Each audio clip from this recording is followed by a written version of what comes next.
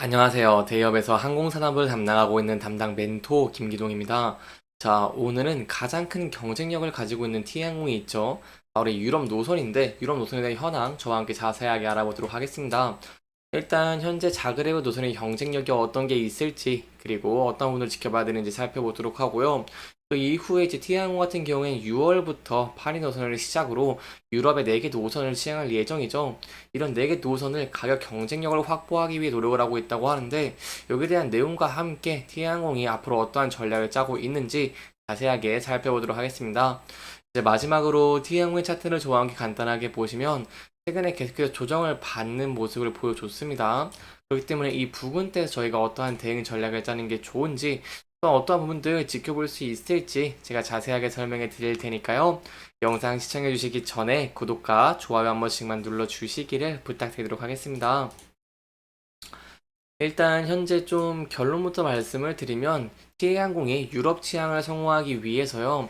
가격이라던가 아니면 이런 서비스의 경쟁력을 확보를 하기 위해 노력하고 있는 모습을 보여주고 있습니다. T항공이 이제 최근에 신규 취항한 인천 자그레브 유럽 노선에서 적극적으로 프로모션을 추진하고 있는 모습을 보여주고 있고요. 연내 취항 예정인 유럽 4개 노선 가격도 대형 항공사 대비 좀 저렴하게 책정을 하면서 이렇게 고객 잡기에 나서고 있는 모습을 보여주고 있다라고 할 수 있겠습니다. 따라서 여기에 대한 내용들을 좀 자세하게 살펴보도록 할 텐데요. 일단 자그레브 노선에 대해서 혹시 모르시는 분들이 계실 수도 있어서 제가 조금만 간단하게 설명해 드리도록 하겠습니다. T항공이 이제 16일에 T항공 이 자그레브로 향하는 비행기를 띄웠죠. 이 자그레브 같은 경우에는 좀 특이점이 있습니다. 바로 인천국제공항에서 출발해서 키르기 시스탄 비슈케크 공항에 도착을 하고 재급유를 한 다음에요. 그다음에 이제 또 자그레브에 도착을 합니다. 이렇게 한 차례 경유지를 좀 거치다 보니까 비행 시간은 총 15시간 50분이 소요가 되고 있는 모습을 보여주고 있고요. 미국편 같은 경우에는 이 직항으로 그래도 운항이 가능합니다. 이렇게 직항으로 운행이 가능한 이유가 어떤 게 있냐라고 한다면 바로 현서풍으로 연료 부담을 덜어서 직항이 가능하다라고 할 수 있겠고요. 자그레브 국제공항에서 출발해서 약 11시간이 소요되면서 이 시간적인 측면에서는 좀 매력이 있다라고 할 수 있겠습니다. 하지만 여기에 대한 우려들이 현재 굉장히 많습니다. 이 가격적인 측면이라고 할 수 있겠는데요. T항공의 이런 인천 자그레브 왕복 노선 같은 경우에는 현재 약 130만 원대에 좀 형성이 되어 있습니다.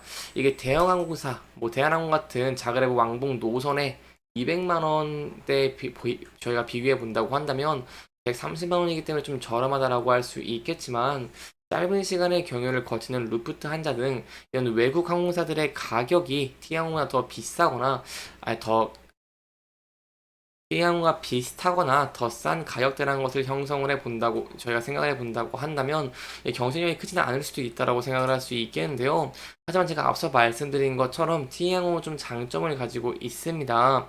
이 바로 출발 노선의 경유 시간도 좀 더 짧은 편이고요. 보통 이렇게 16시간 정도 되죠. 그렇기 때문에 더 짧은 편이다라고 할 수 있겠고 도착 노선을 직항이라는 점을 저희가 고려해 본다고 한다면 다른 외항사에 대비를 해 본다고 했을 때는 이렇게 시간적인 측면에서 경쟁력이 있다라고 할 수 있겠습니다.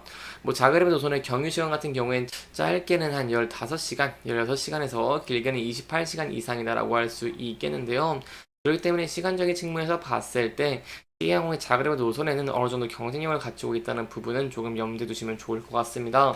여기까지 자그레브에 대한 내용들 함께 살펴봤고요.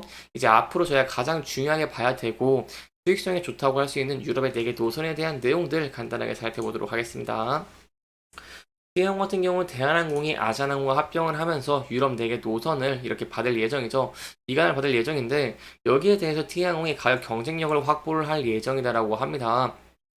이 유럽 4개 노선은 아직 판매가 되지 않고 있기 때문에 구체적인 가격은 확인할 수 없겠지만 FSC 가격보다는 좀 더 저렴하게 책정하기 위해서 좀 논의를 진행 중인 것으로 보이고 있고요. 이 유럽 4개 노선은 오픈 시 프로모션을 진행을 하면서 경쟁력을 확보할 예정이다라고 하고 있고요. 그리고 또 기타 여행사들과 협업 등을 통해서 다양한 이 판매도 진행하기 위해 준비 중인 계획을 짜고 있다라고 합니다.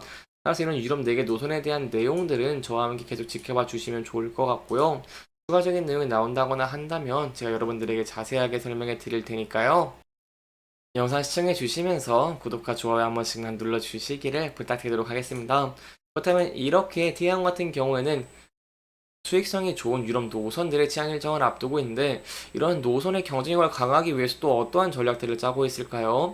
여기에 대해 제가 좀 두 가지를 좀 준비를 해왔습니다.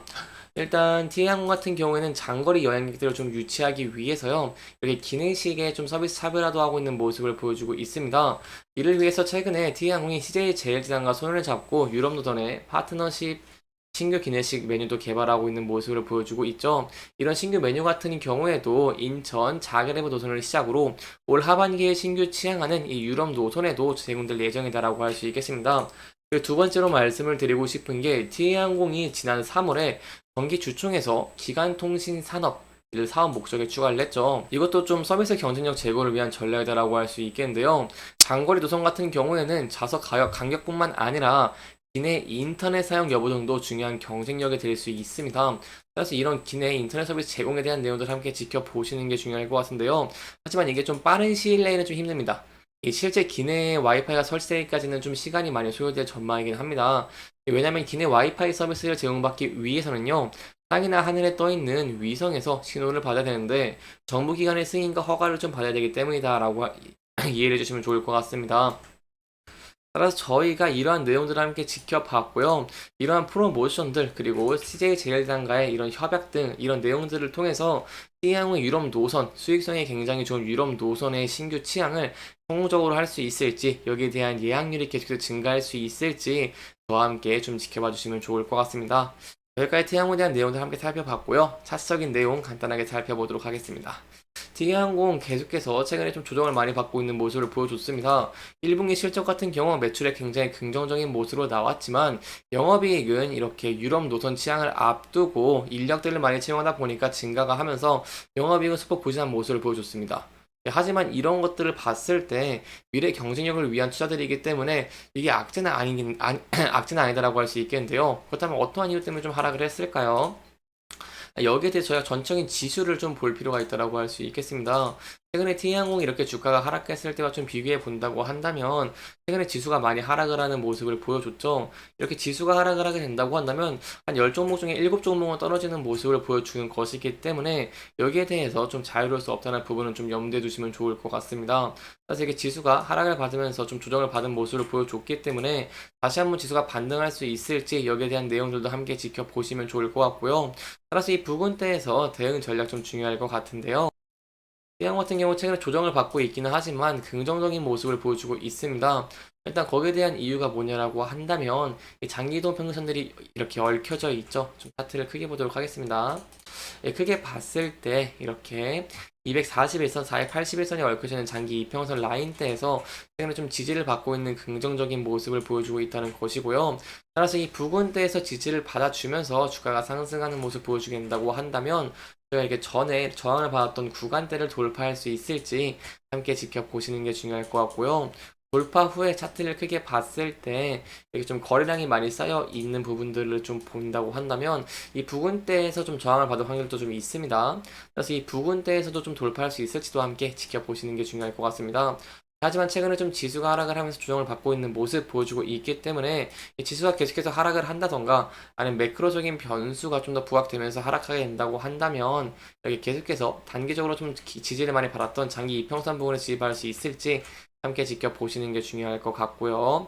이 부분대가 좀 중요하다라고 할 수 있겠는 게 이 라인대와 그리고 이 121선이 있습니다. 이 121선도 앞서서 좀 지지를 받았던 모습들을 보여줬기 때문에 지지를 받을 수 있을지 그리고 이탈하게 된다고 한다면 전에 지지 저항을 받았던 라인대에서 지지받을 수 있을지를 함께 지켜보시는 게 중요할 것 같습니다. 이렇게 이번 영상에서는 T항공의 유럽 노선에 대한 내용들 그리고 저희가 향후 기대해 보시는 요인들을 좀 짚어보면서 진행을 했고요. 해당 영상은 개인적인 의견이 많이 들어갔기 때문에 투자자분들의 주관적인 생각과 해당 내용을 토대로 현명한 선택을 하시면 좋을 것 같습니다. 이렇게 영상 잘 보셨다면 좋아요와 구독 부탁드리면서 오늘 영상 마무리하도록 하겠습니다. 끝까지 시청해주셔서 감사합니다.